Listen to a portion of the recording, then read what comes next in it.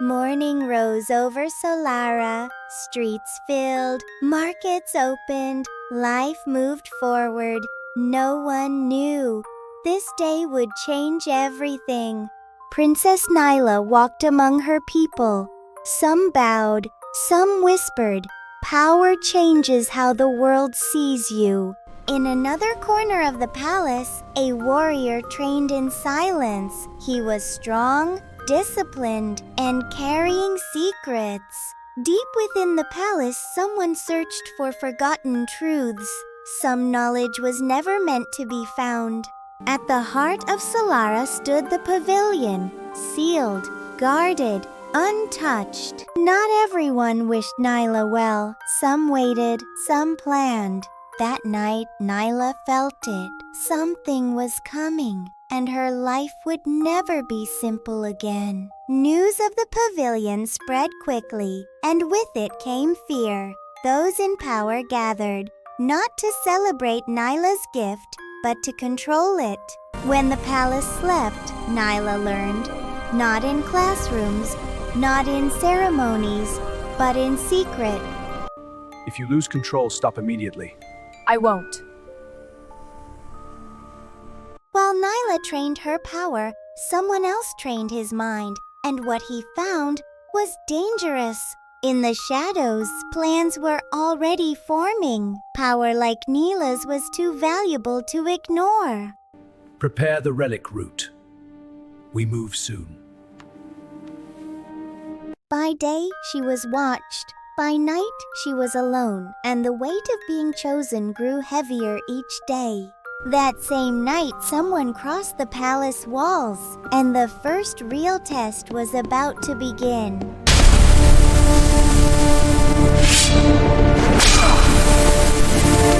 Steel met steel. In the darkness, loyalty revealed itself.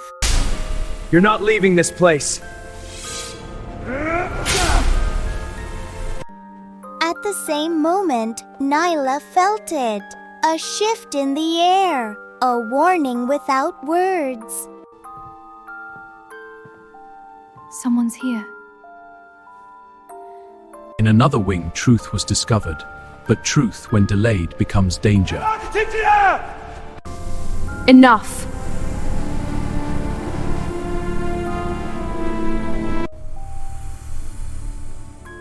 I'll stay close. Thank you. When the danger passed, silence followed, and in that silence, trust was born. In the shadows, failure was not accepted. It was only recalculated.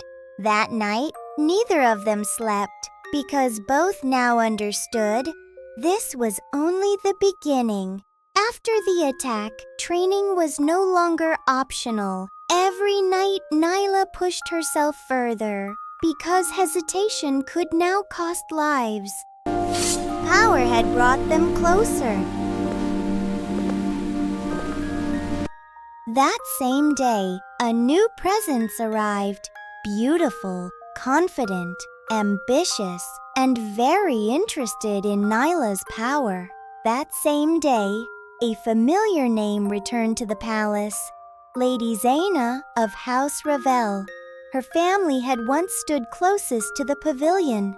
Before Nyla disappeared, before everything changed, she had not come to admire Nyla's power.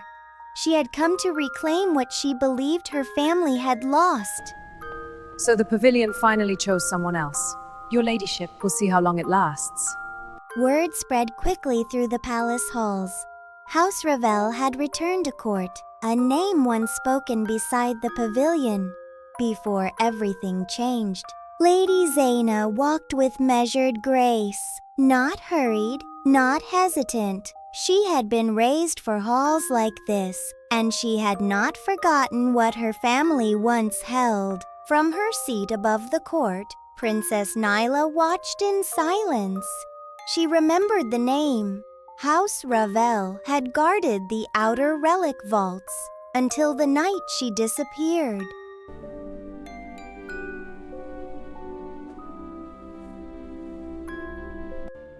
Your Highness, House Ravel offers its loyalty once more. Solara welcomes those who protect it. For a moment, their eyes met. No anger, no warmth, only calculation. It has been many years since the pavilion chose a guardian. House Ravel would gladly assist in safeguarding its stability. It was a simple offer, reasonable, measured, but beneath it lay a deeper question. Was Nyla enough on her own? The pavilion has guarded itself for centuries. It requires no assistance. The refusal was polite, firm, final, and in that moment, the rivalry truly began. The refusal was polite, firm, final, and in that moment, the rivalry truly began. She was not alone. She simply had not noticed when she stopped being alone. Who are you? Someone who knows why the pavilion ignores you. He did not threaten. He did not raise his voice. He simply spoke the truth as he wanted her to hear it. Your family guarded the pavilion for generations, then one girl vanished and everything was taken. That is not. No, it wasn't. This reacts to pavilion energy. With it, you won't need permission. That kind of thing is forbidden. So was being chosen. Then he showed her proof, not promises, power. Then he showed her proof, not promises, power. Zayna said, "If I use this, there's no going back." He said to her, "There never was." He left without waiting for her answer, because he knew. The question was already inside her. The court demanded reassurance, not of loyalty, not of character, but of control. I will now demonstrate the stabilization of the pavilion's energy.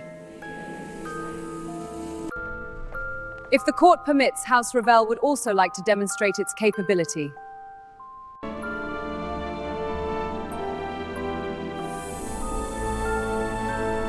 Zayna's movements were flawless, measured, disciplined, practiced. Her power did not surge, it obeyed. The palace had grown quiet.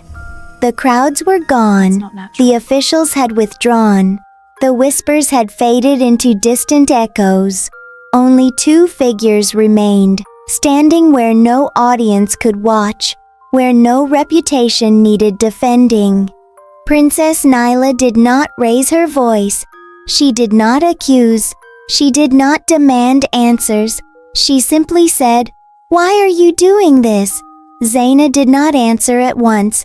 She looked past Nyla, toward the open balcony, toward the distant lights of the city that had once belonged to her family's influence. "When I was young," Zayna finally replied, "they told me I would stand where you stand.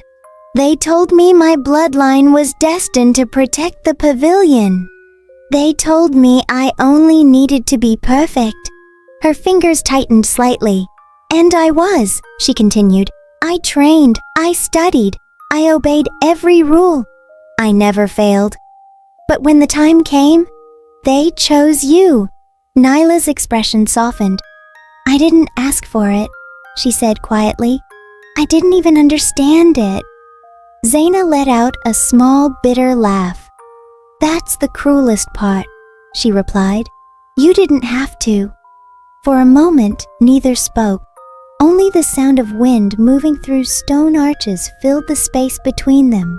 Then Nyla stepped closer, not in challenge, in concern. "What you use today," Nyla said, "it isn't safe. It isn't yours. It's changing you." Zayna turned sharply. "Changing me into what? Someone who finally matters?" Nyla met her gaze. "Into someone who will be used," she answered. "And discarded." Zayna hesitated. "Just for a heartbeat." "You don't understand," she said. "If I stop now, I become nothing again." Nyla shook her head slowly. "You were never nothing," she said. "They taught you to believe that." Silence fell again, heavier this time. Zayna's voice lowered, almost fragile. "What if I'm already too far in?" Nyla reached out, then stopped herself. She let her hand fall. "Then let me stand with you," she said. "Not against you, not above you, with you." Zayna searched her face, looking for pride. for deception, for weakness. She found none. Instead, she found sincerity, and that frightened her more than any threat. I don't know if I can trust that, Zayna whispered. Nyla answered softly, I'm trusting you right now. The wind rose slightly, moonlight shifted, shadows moved across the stone floor. And for the first time since her return, Zayna looked uncertain, not of Nyla, but of herself. Neither knew in that moment whether this conversation had saved their bond or only delayed its breaking.